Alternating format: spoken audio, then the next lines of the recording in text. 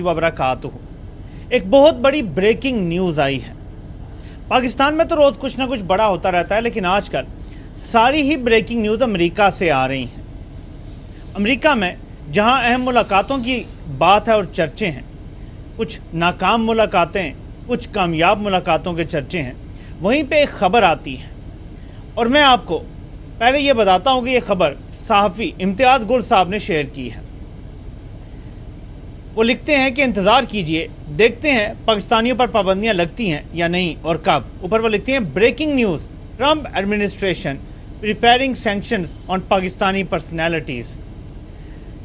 पाकिस्तान में मुल्क के ऊपर नहीं बल्कि शख्सियात के ऊपर अमेरिका की नई इंतज़ामिया पाबंदियां लगाने की तैयारी कर रही है। उन्होंने इस क्लिप में कुछ बताया है, मैं आपको वो भी सुनाना चाहता हूँ ताकि आपको अंदाज़ा हो कि मामलात किस तरफ जा रहे हैं।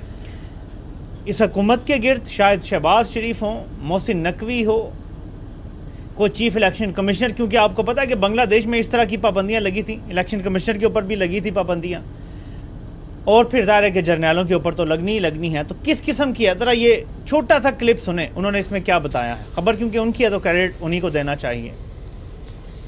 ख़बर आई या अभी गैर मुसद्दिका है या मंसूबा है कि अमरीकी इंतज़ामिया बहुत जल्द 2 दर्जन पाकिस्तानी हुक्काम की पे सफरी या मुख्तलिफ नौइयत की पाबंदियाँ लगाने का इरादा रखती है। मंसूबा बना हुआ है, लिस्ट तैयार है। अब उस पर किस अंदाज में अमल दरामद होता है ये हमें नहीं मालूम, लेकिन जो पाबंदियाँ लगने का मंसूबा है वो पाकिस्तान में, उनका ताल्लुक जो है वो पाकिस्तान में जमहूरी अमल और आइन और कानून से इनहराफ और फरवरी 2024 के इंतखाबात के हवाले से है।